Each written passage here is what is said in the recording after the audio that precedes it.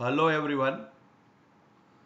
Last લેક્ચરમાં આપણે ભૌતિક રાશિના પરિમાણો, પારિમાણિક સૂત્ર અને પારિમાણિક સમીકરણો વિશે વિસ્તારથી ચર્ચાઓ કરી.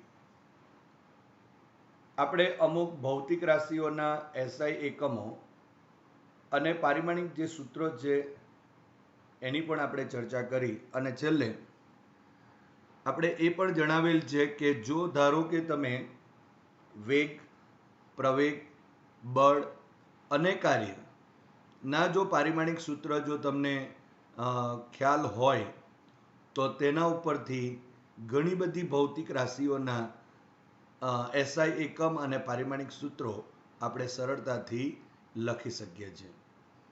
આજે પણ આપણે સૌપ્રથમ ભૌતિક અમુક રાશિઓ છે એ ભૌતિક રાશિઓના એસઆઈ એકમો અને પારિમાણિક સૂત્રોની ચર્ચા કરીશું. ત્યારબાદ આપણે પારિમાણિક વિશ્લેષણ એટલે શું અને એના ઉપયોગો વિશે ચર્ચા કરીએ. તો સૌપ્રથમ આપણે અહીં પારિમાણિક સૂત્ર વેગમાનનું જોઈએ.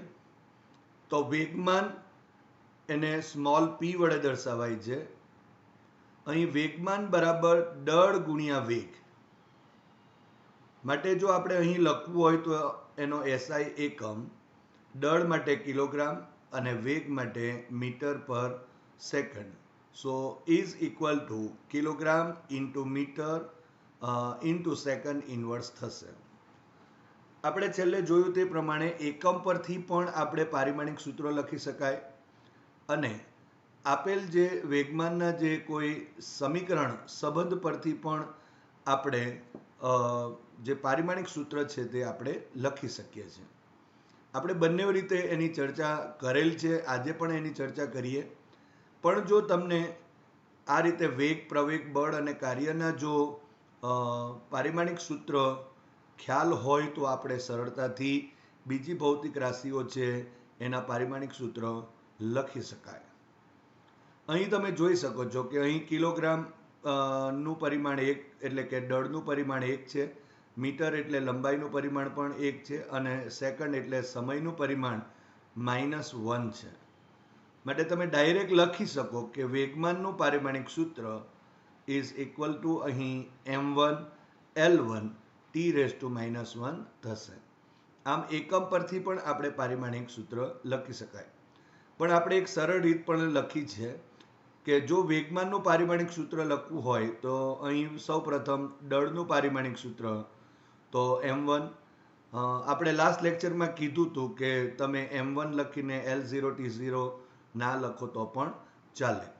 અહીં વેગ માટે પણ આપણે અને વેગ માટેનું પારિમાણિક સૂત્ર m0 l1 t⁻⁻1.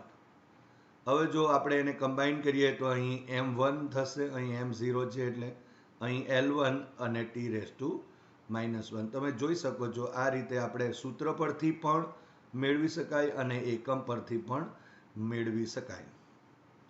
હવે ભૌતિક રાશિ દબાણ લઈએ. આ એક અગત્યની રાશિ છે. અહીં કેપિટલ પી વડે એને દર્શાવીએ છીએ દબાણને.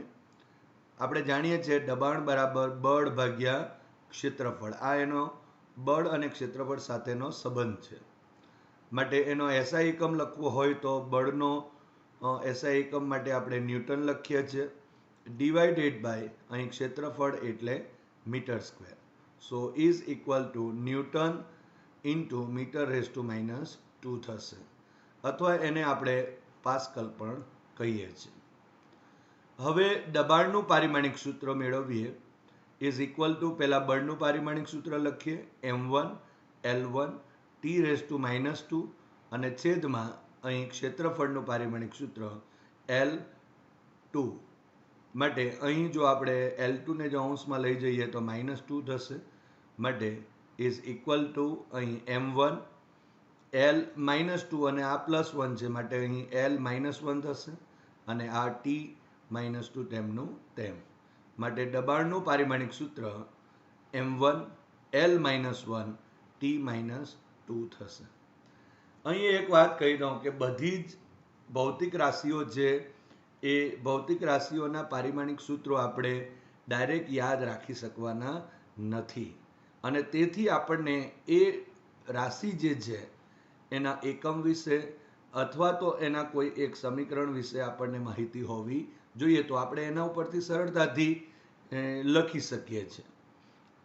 અને એ જ સરળતા આપણે અહીં જોઈ રહ્યા છીએ.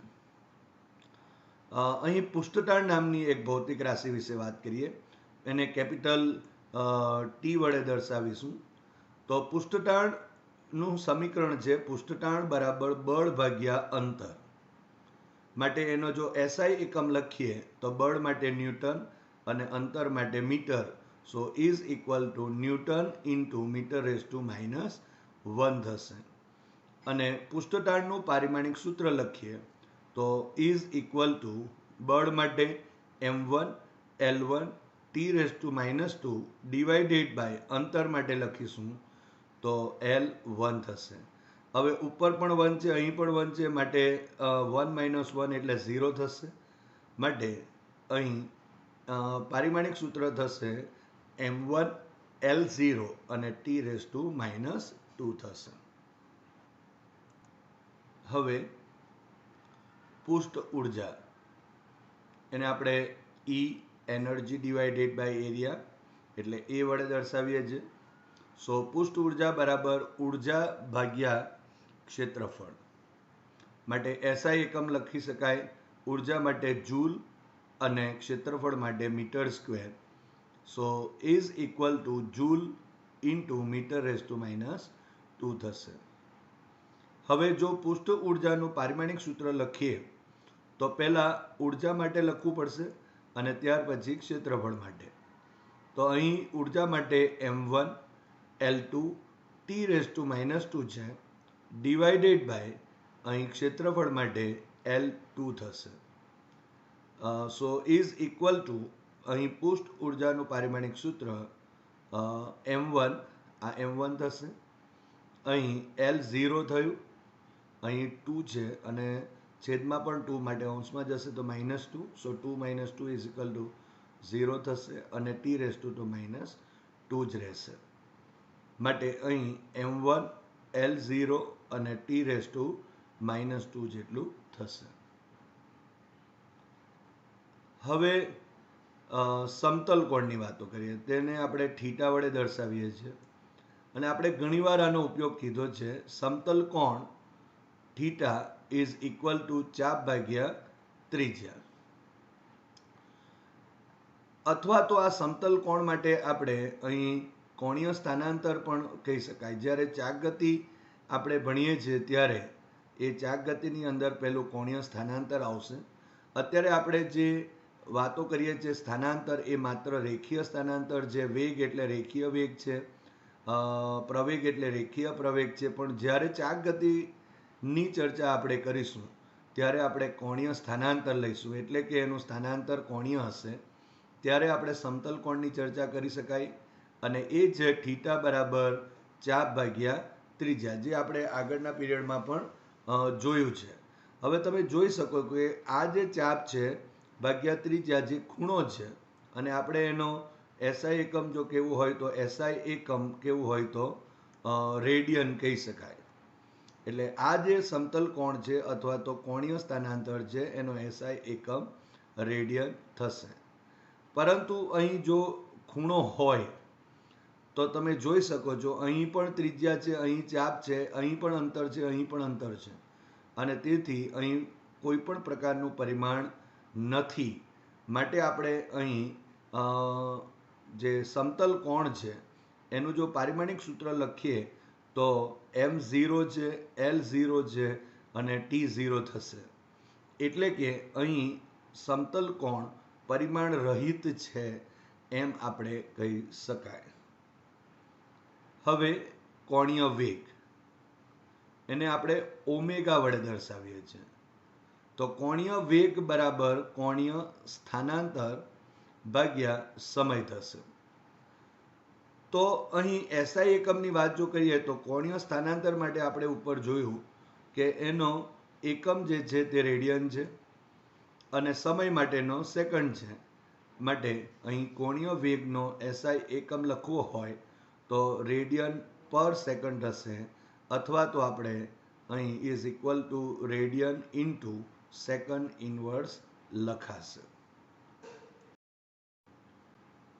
માટે કોણીય વેગનું પારિમાણિક સૂત્ર, તો અહીં આપણે કોણીય સ્થાનાંતર માટે m0, l0 અને t0 લખાશે, જ્યારે સમયના માટે આપણે t1 લખી શકાય. માટે અહીં પારિમાણિક સૂત્ર m0, l0 અને t⁻⁻1 થશે. હવે કોણીય પ્રવેગ, એને આપણે આલ્ફા વડે દર્શાવીએ છીએ. હવે કોણીય પ્રવેગ બરાબર આપણે કોણીય વેગ ભાગ્યા સમય લખાશે. માટે કોણીય પ્રવેગનો SI એકમ જો લખીએ તો કોણીય વેગનો SI એકમ એટલે રેડિયન પર સેકન્ડ છે, ડિવાઇડેડ બાય અહીં સમય માટે સેકન્ડ છે. પણ આપણે એક જ ગુણોત્તરમાં એકમને દર્શાવી શકાય માટે આ રીતે લખાશે radian per second square. So is equal to radian into second લખી શકાશે. તો હવે આના ઉપરથી પણ આપણે ડાયરેક્ટ પારિમાણિક સૂત્ર લખી શકાય, અથવા તો આ રીતે આપણે લખીએ તો કોણીય પ્રવેગનું પારિમાણિક સૂત્ર બરાબર m0, l0, t0 અને ડિવાઇડેડ બાય t⁻² થશે. માટે પારિમાણિક સૂત્ર કોણીય પ્રવેગનું m0, l0, t⁻² થશે.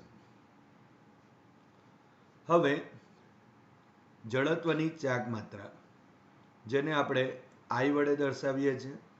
અહીં જડત્વની જે ચાક માત્રા છે એનું સૂત્ર દળ ગુણ્યા અંતરનો વર્ગ છે. માટે તેનો SI એકમ જો લખવો હોય તો તે કિલોગ્રામ, દળ માટે કિલોગ્રામ અને અંતર માટે મીટરનો વર્ગ થશે. હવે જડત્વની ચાક માત્રાનું પારિમાણિક સૂત્ર જો આપણે ડાયરેક્ટ લખવું હોય તો આ કિલોગ્રામ એટલે m1 થશે, અને અહીં લંબાઈનો વર્ગ થયો કહેવાય, એટલે કે અહીં મીટર સ્ક્વેર માટે અહીં L2 થશે, અને સમયનું પરિમાણ તો છે નહીં માટે t0 લખાશે. અથવા તો આપણે પારિમાણિક સૂત્ર જો લખીએ તો દળ માટેનું પારિમાણિક સૂત્ર m1 અને અંતરના વર્ગ માટે L2 લખીએ તો અહીં જડત્વની ચાક માત્રાનું પારિમાણિક સૂત્ર m1, l2, t⁻0 થશે. તો આ રીતે આપણે અહીં પારિમાણિક સૂત્ર મેળવી શકાય. હવે ભૌતિક રાશિ જે છે એ ટોર્ક છે, એને અહીં વડે દર્શાવાય છે. અને ટોર્કનું સમીકરણ અહીં ટોર્ક બરાબર બળ ગુણ્યા અને પરપેન્ડિક્યુલર કહેવાય, અને અથવા તો એને લંબ અંતર કહેશું, એટલે કે અંતર જ થશે. માટે એનો SI એકમ જો લખીએ ટોર્કનો તો ન્યૂટન, બળ એટલે ન્યૂટન અને અંતર માટે મીટર, માટે ન્યૂટન ઇન્ટુ મીટર બી થાય, અથવા તો આપણે જૂલ પણ કહેવાય. આ રીતે પણ વૈજ્ઞાનિકના નામને સ્મોલ લેટરમાં પણ લખી શકાય. માટે ટોર્કનું પારિમાણિક સૂત્ર અહીં m1, બળ માટે m1, l1, t⁻² અને અંતર માટે l1 થશે. માટે m1, l2 અને t⁻² એ ટોર્કનું પારિમાણિક સૂત્ર થયું. તમે અહીં જોઈ શકો છો કે જો આપણને વેગનું, પ્રવેગનું, બળ અને જો કાર્યનું જો પારિમાણિક સૂત્ર ખબર હોય તો એના ઉપરથી ઘણી બધી ભૌતિક રાશિઓ આપણે સરળતાથી શોધી શકીએ. નહીંતર શું કરવું પડશે પહેલાં કે એ જે રાશિઓ હોય, અહીં ધારો કે આપણા પાસે જો બળનું પારિમાણિક સૂત્ર જો ના ખબર હોય તો આપણે પહેલાં બળનું પારિમાણિક સૂત્ર મેળવવું પડશે, અને ત્યાર પછી અહીં અંતર સાથે એનું સંયોજન લેવું પડશે. તમે જોઈ શકો છો આપણે કાર્ય માટે પણ જૂલ લખીએ છીએ, અને એનું પારિમાણિક સૂત્ર અને આ પારિમાણિક સૂત્ર એક જ દેખાય છે. હવે કોણીય વેગમાન, આ બધી જે ભૌતિક રાશિઓ છે તે ચાક ગતિની અંદર આવશે. એલ વડે દર્શાવીએ છીએ. કોણીય વેગમાનનું જે સમીકરણ છે એ ટોર્ક ઇન્ટુ ટાઈમ એટલે કે સમય છે. તો અહીં આપણે ટોર્કનું સમીકરણ મેળવી લીધું છે અને એનો એકમ પણ લખ્યો છે. તો એનો એસઆઈ એકમ કોણીય વેગમાનનો એસઆઈ એકમ આપણે લખવું હોય તો ટોર્ક માટે જૂલ લખાશે અને સમય માટે સેકન્ડ પણ લખાય.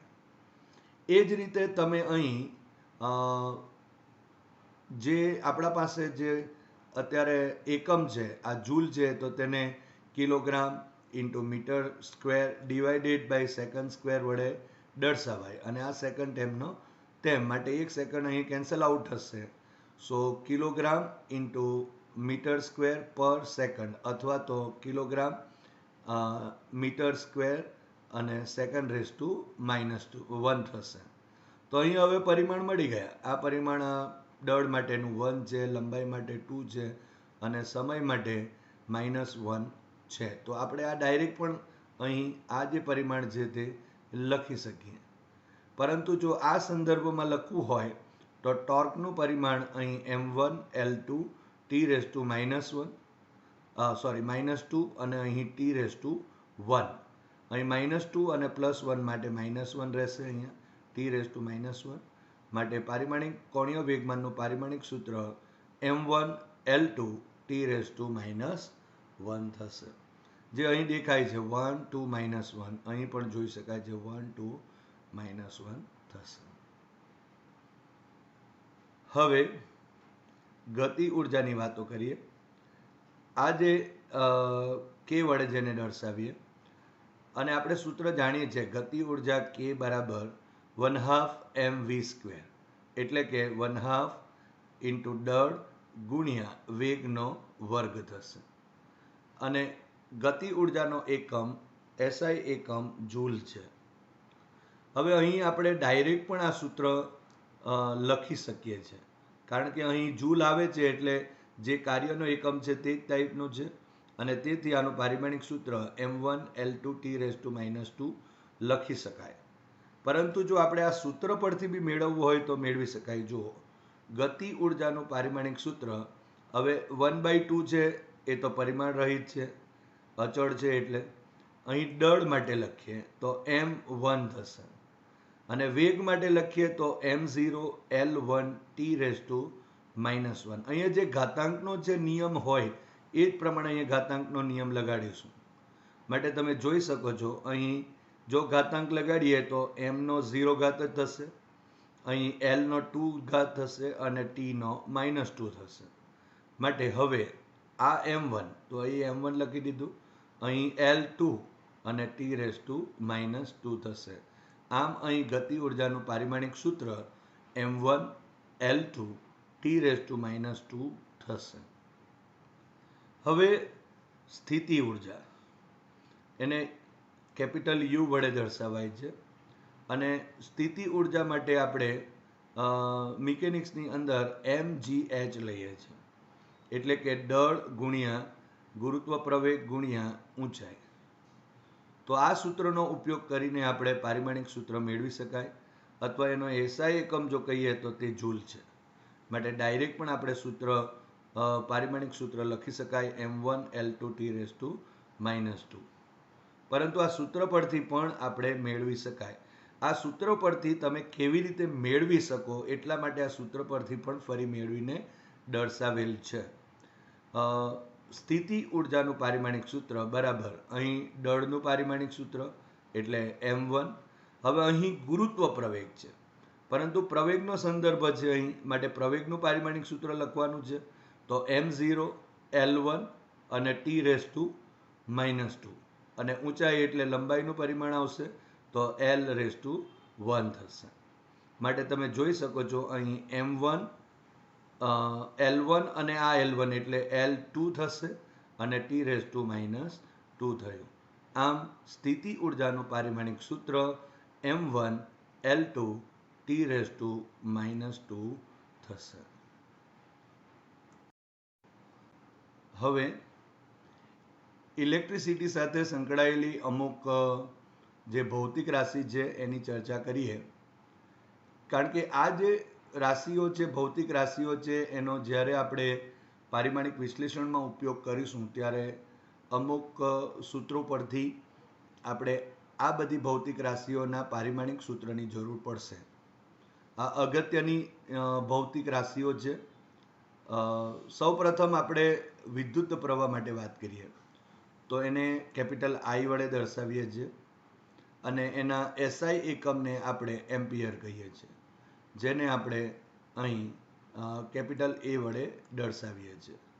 બીજી એક વાત કે જો વિદ્યુત પ્રવાહનું પારિમાણિક સૂત્ર લખીએ તો વિદ્યુત પ્રવાહ પણ એક એસઆઈ મૂળભૂત રાશિ છે અને એના માટેનો જે સિમ્બોલ છે તે કેપિટલ એ છે. માટે હવે આપણે જે લંબાઈ, દળ અને સમય, આ ત્રણ જે ભૌતિક રાશિઓ છે એ ભૌતિક રાશિ સિવાય આપણે અહીં એમ્પિયર એટલે કે વિદ્યુત પ્રવાહનો પણ આપણે સિમ્બોલિક રીતે ઉપયોગ કરવાના છે અને એને લખવાની રીત પણ આ રીતે આપણે દર્શાવી શકાય. દાખલા તરીકે વિદ્યુત પ્રવાહનું પારિમાણિક સૂત્ર લખવું હોય તો તેમાં M0, L0, T0 અને A1 લખાશે. જે રીતે આપણે જ્યારે લંબાઈનું પરિમાણ લખતા તો M0, L1 અને T⁻0 લખતા હતા, એ જ રીતે આપણે અહીં A1 પણ લખી શકાય. કહેવાનો મતલબ એક જ છે કે અહીં આપણે આ રીતે સંજ્ઞાનો ઉપયોગ કરી શકાય. આગળ આપણે જ્યારે પરિમાણમાં ચર્ચા કરેલી ત્યારે એની સંજ્ઞાઓ આપણે જોયેલી છે. જો તાપમાનનો સંદર્ભ હશે તો આપણે કેપિટલ કેનો ઉપયોગ કરીએ છીએ. જ્યોતિ તીવ્રતા કે જ્યોતિ ફ્લક્સની વાત કરીએ તો સીડીનો ઉપયોગ કરીએ છીએ. જો દ્રવ્યના જથ્થાની વાત કરીશું તો MOLનો ઉપયોગ કરવા પડે છે. તો આપણે અત્યારે હવે આ ચાર રાશિઓનો જે મૂળભૂત રાશિઓ છે તેનો ઉપયોગ કરી રહ્યા છીએ. તો જોઈએ નવું આપણે વીજભારની વાતો કરીએ તો વીજભારને કેપિટલ ક્યુ વડે દર્શાવીએ છીએ. આપણે જાણીએ છીએ કે વિદ્યુત પ્રવાહ I બરાબર ક્યુ બાય ટી એટલે કે વિદ્યુત ભાર ભાગ્યા સમય. માટે જો ક્યુને સૂત્ર કરતા કરી નાખીએ તો ક્યુ ઇઝ ઇક્વલ ટુ IT થશે. એટલે સૂત્ર જો આપણે યાદ રાખવું હોય તો આવી રીતે વિદ્યુત ભાર ક્યુ ઇઝ ઇક્વલ ટુ વિદ્યુત પ્રવાહ અને ગુણ્યા સમય થશે. હવે વિદ્યુત ભાર જે છે એનો જે એસઆઈ એકમ છે એને આપણે કુલમ કહીએ છીએ અને એને કેપિટલ સી વડે આપણે દર્શાવીએ છીએ. હવે આનું જો પારિમાણિક સૂત્ર લખવું હોય, જો વીજભારનું પારિમાણિક સૂત્ર લખીએ તો તમે જોઈ શકો છો અહીં વિદ્યુત પ્રવાહ છે અને સમય છે. આના ઉપરથી પણ લખી શકાશે. માટે આના માટે A1 અને અહીંયા સમય માટે T1. માટે M0, L0 અહીં T1 અને A1 લખાશે. આ રીતે આપણે વીજભારનું પારિમાણિક સૂત્ર લખી શકાય. હવે એક બીજી ભૌતિક રાશિ જેને આપણે વિદ્યુત પ્રવાહ ઘનતા કહીએ છીએ, જે કેપિટલ જે વડે દર્શાવાય છે અને વિદ્યુત પ્રવાહ ઘનતા એટલે is equal to I by A એટલે કે વિદ્યુત પ્રવાહ ડિવાઇડેડ બાય ક્ષેત્રફળ છે. જો એનો એસઆઈ એકમ લખવું હોય તો અહીં વિદ્યુત પ્રવાહ માટે એમ્પિયર અને ક્ષેત્રફળ માટે metre square. So is equal to ampere into metre થશે. હવે આના ઉપરથી પણ આપણે ડાયરેક્ટ લખી શકીએ અથવા તો આ સૂત્ર ઉપરથી પણ આપણે લખી શકાય. માટે વિદ્યુત પ્રવાહ ઘનતાનું પારિમાણિક સૂત્ર બરાબર વિદ્યુત પ્રવાહ માટે A1 અને ક્ષેત્રફળ માટે લંબાઈનો વર્ગ એટલે કે L2 થશે. સો ઇઝ ઇક્વલ ટુ અહીં લખાશે M0, L-2 કારણ કે છેદમાં છે અને T0 અને આ A1 થશે. તમે અહીંથી બી લખી શકો છો. અહીં બી પરિમાણ દેખાય છે.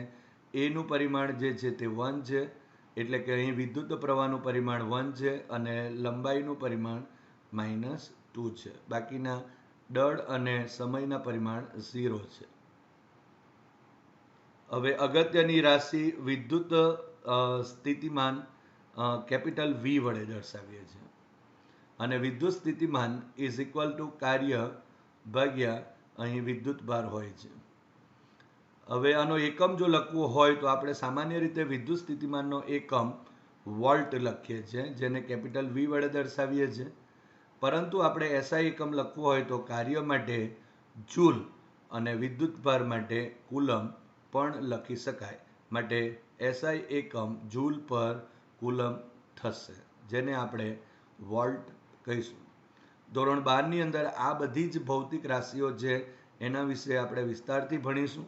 પરંતુ અહીં જ્યારે આપણે પારિમાણિક સૂત્રની ચર્ચા કરી રહ્યા છીએ ત્યારે અમુક દાખલાની અંદર આ ભૌતિક રાશિઓ આપેલી હોય, એટલા માટે અહીં આપણે જો ધારો કે એના વિશે થોડી માહિતી ખબર હોય તો આપણે સરળતાથી એ જે દાખલાઓ છે, એ થિયરીઓ જે છે એને આપણે સરળતાથી ગણી શકાય.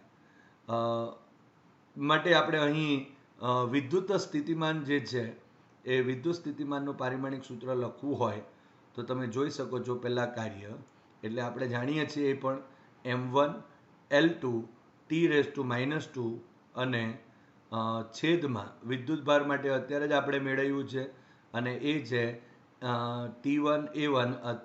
અહીં આપણે લખી શકાય એટલે T1 અને A1. આ સૂત્ર પણ અહીં લખેલ છે, તમે જોઈ શકો છો. Q = IT માટે અહીં A1 T1 અથવા તો T1 A1 તમે લખી શકો. માટે હવે જો વિદ્યુત સ્થિતિમાનનું પારિમાણિક સૂત્ર બનશે એ M1 થયું, L2 થયું. હવે આ જે T1 છે તે એ જો અંશમાં જાય તો T⁻³ થશે અને એ અંશમાં જશે માટે A⁻⁻1 થશે. અહીં તમે જોઈ શકો છો વિદ્યુત સ્થિતિમાનનું પારિમાણિક સૂત્ર M1 L2 T⁻³ A⁻1. હજુ એક સૂત્ર બનાવેલ છે કે જેમાં આપણે V = અહીં W/K એટલે કે કાર્ય ભાગ્યા વીજભાર લખ્યું છે. પરંતુ અહીં Q ની જગ્યાએ આપણે IT પણ લખી શકાય. માટે V = W/IT લખી શકાય. આમ આ સૂત્ર પરથી આ સૂત્ર યાદ હશે તો પણ આપણે પારિમાણિક સૂત્ર બનાવી શકાય. હવે અવરોધનું પારિમાણિક સૂત્ર જોઈએ, જેને આપણે કેપિટલ R વડે દર્શાવીએ છીએ. અવરોધ બરાબર વિદ્યુત સ્થિતિમાનનો તફાવત V / અહીં વિદ્યુત પ્રવાહ I થશે. સૂત્ર આપણે જાણીએ છીએ, ઓમનો નિયમ. R = V/I થશે. હવે જો આનો એસઆઈ એકમ લખીએ તો અહીં એસઆઈ એકમમાં વિદ્યુત સ્થિતિમાનનો તફાવત છે એટલે કે વોલ્ટ આવશે અને અહીં વિદ્યુત પ્રવાહ I જે છે એનું એકમ એમ્પિયર એટલે વોલ્ટ પર એમ્પિયર પણ કહેવાય, અથવા તો એને ઓમેગા વડે દર્શાવીએ જેને આપણે ઓમ કહીએ છીએ. એટલે અવરોધનો એસઆઈ એકમ અહીં ઓમ થશે.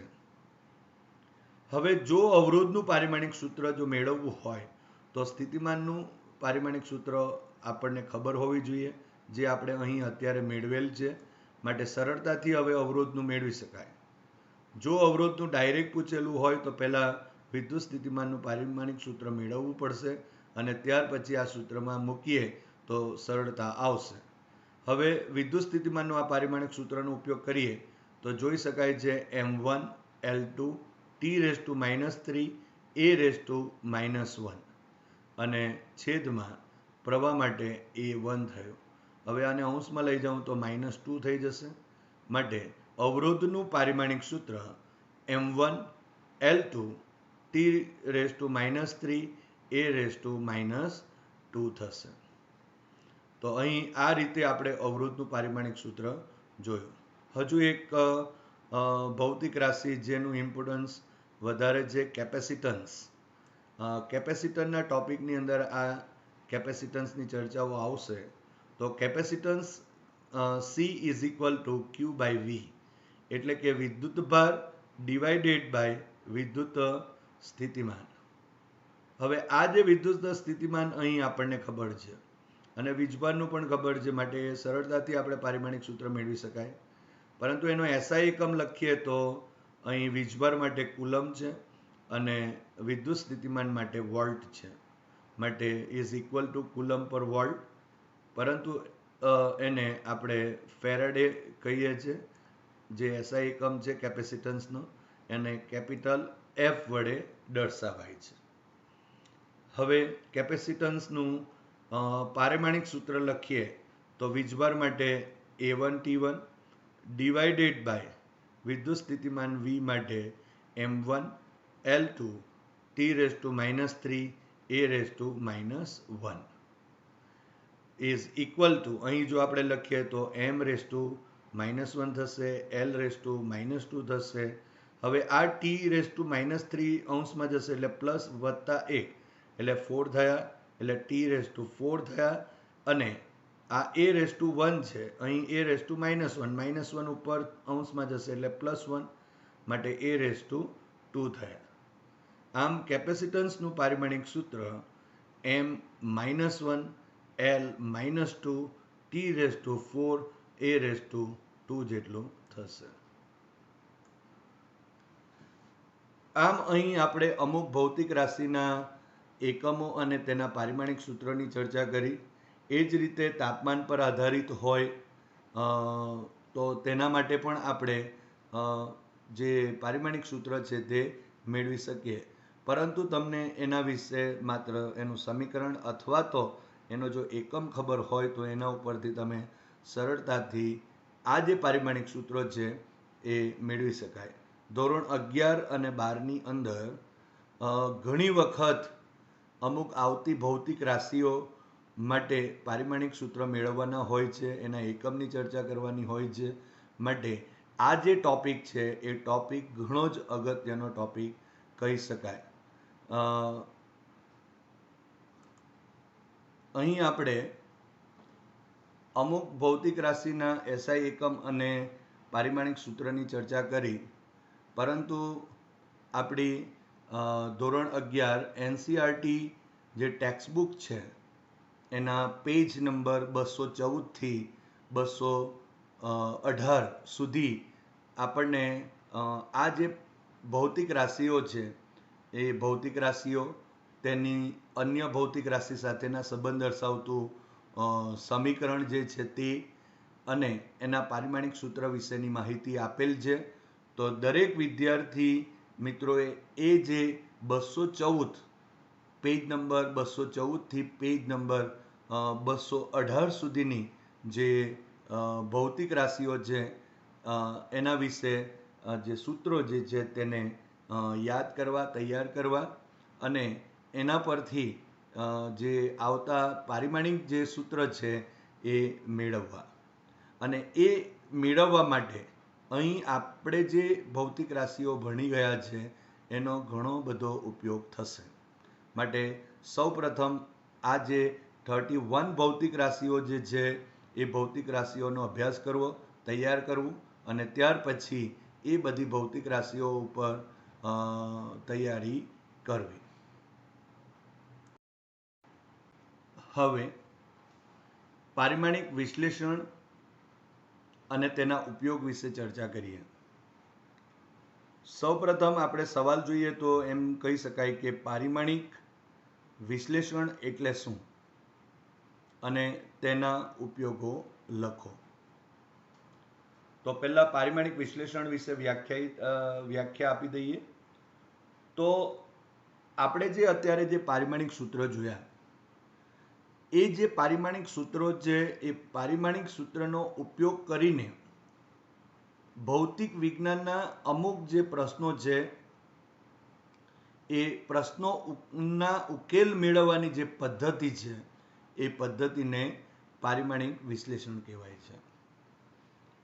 અને આ જે પારિમાણિક વિશ્લેષણ છે એના ઉપયોગો જો જોઈએ તો 3 ઉપયોગો છે. આપણે અત્યારે આ જે 3 ઉપયોગો જે લખી રહ્યા છે એ 3 ઉપયોગોને આપણે વિસ્તારથી બી ભણીશું.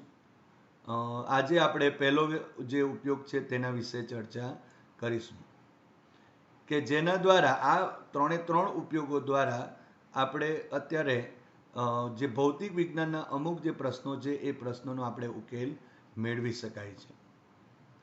તો પહેલો જે ઉપયોગ છે કે 2 જુદી જુદી એકમ પદ્ધતિ ના કોઈ ભૌતિક રાશિના એકમો વચ્ચેનો સંખ્યાત્મક સંબંધ નક્કી કરવો.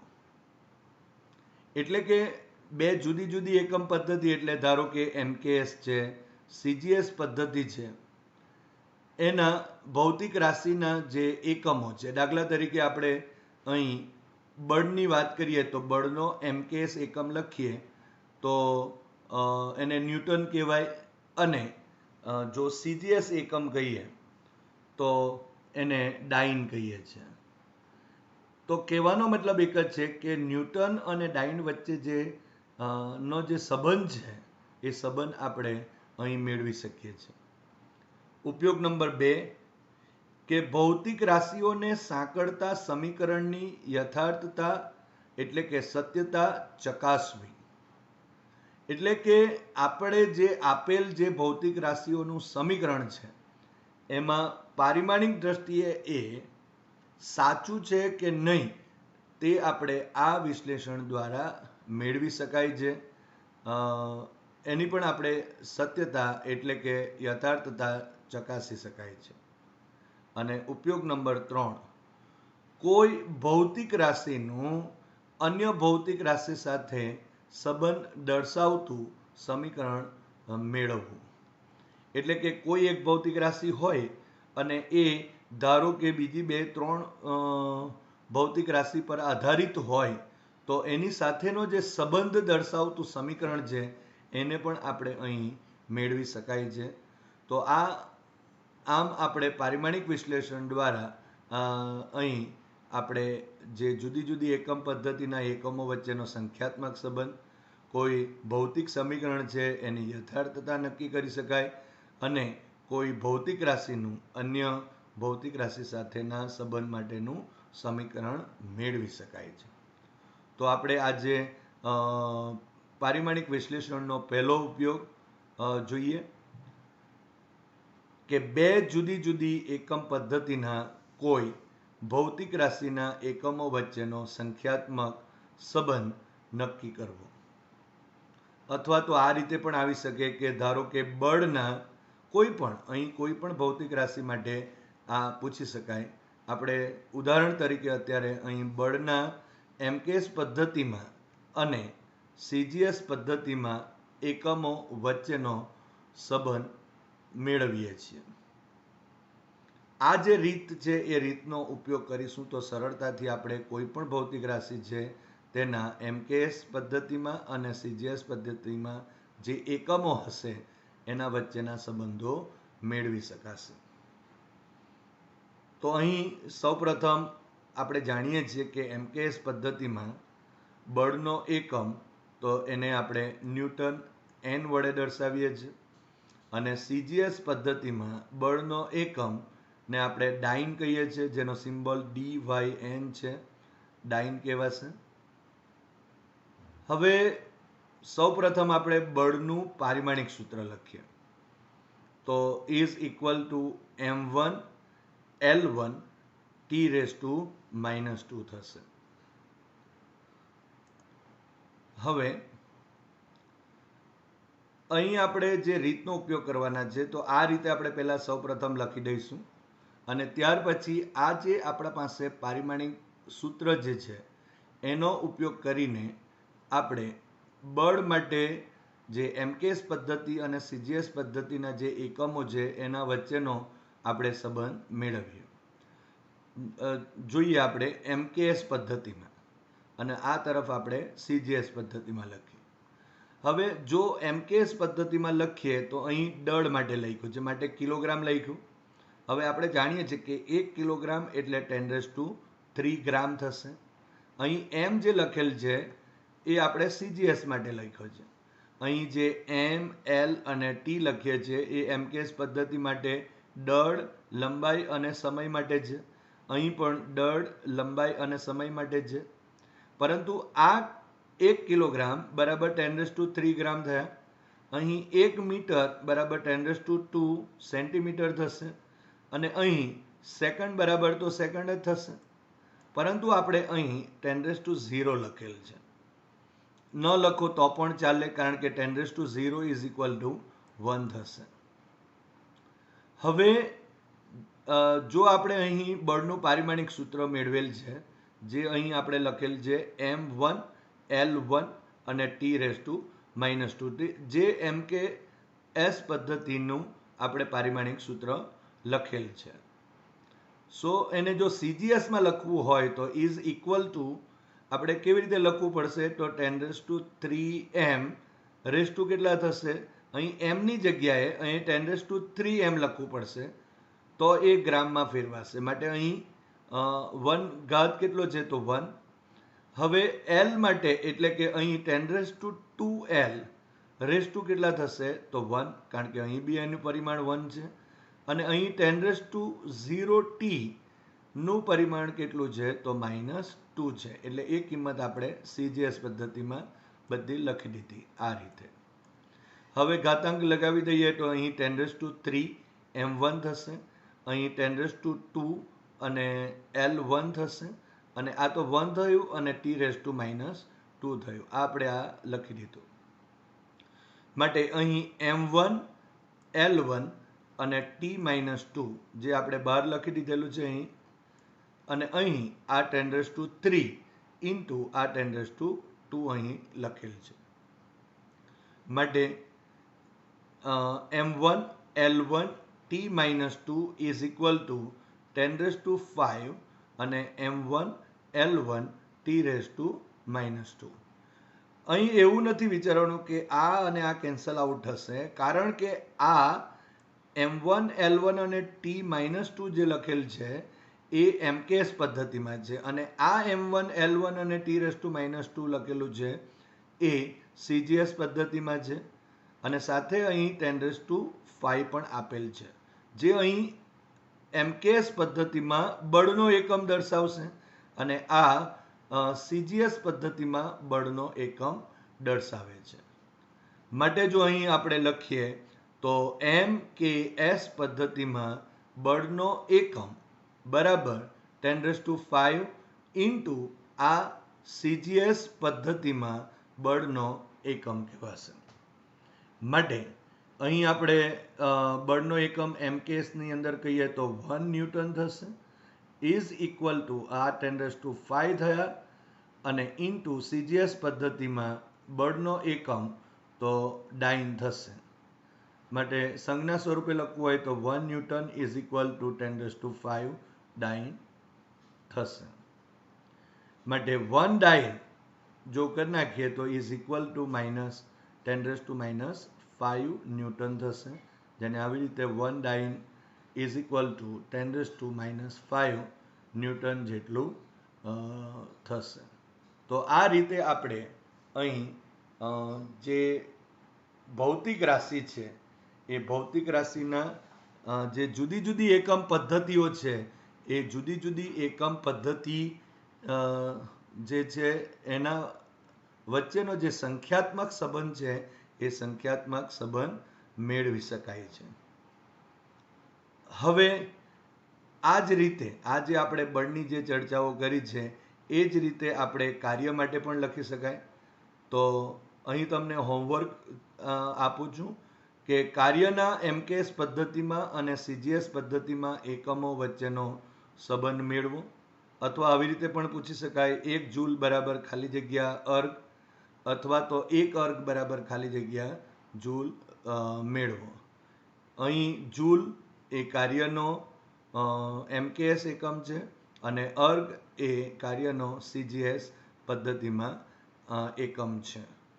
તો આટલી માહિતી ઇનફ છે. આના ઉપરથી તમારે હોમવર્કમાં કાર્ય માટે આ જે ઉપયોગ નંબર 1 છે એ મેળવવાનો છે. સેમ પદ્ધતિ આ જે રીતે આપણે પદ્ધતિનો ઉપયોગ કીધો છે એ જ રીતે અહીં ઉપયોગમાં કરવાનો. અહીં અગત્યની બાબત એક જ થઈ જશે, જે અહીં બળનું પારિમાણિક સૂત્ર છે તેમ આ જે સવાલ છે એમાં અહીં કાર્યનું પારિમાણિક સૂત્ર લખવું પડે, જે આપણે જાણીએ છીએ M1 L2 T⁻², અને ત્યાર પછી આપણે જે રીતે અહીં કિંમતો મૂકી તે રીતે આપણે મૂકી શકાય. આટલેથી આટલો પોર્શન જે છે એ તો બધા માટે કોમન જ રહેશે અહીંયાથી આ પોર્શન, અને ત્યાર પછી આપણે આ ઘાતાંકો લખી અને આ જે સંબંધો છે એ સંબંધો મેળવી શકાય. ડાબી બાજુની રાશિઓ જે છે ડાબી બાજુ માટે જે આપણને મળે છે એ એમકેએસ પદ્ધતિ માટે અને જમણી બાજુ જે મળે છે તે સીજીએસ પદ્ધતિ માટે મળે છે. તો એ રીતે તમે અહીં સંબંધ મેળવી શકાશે.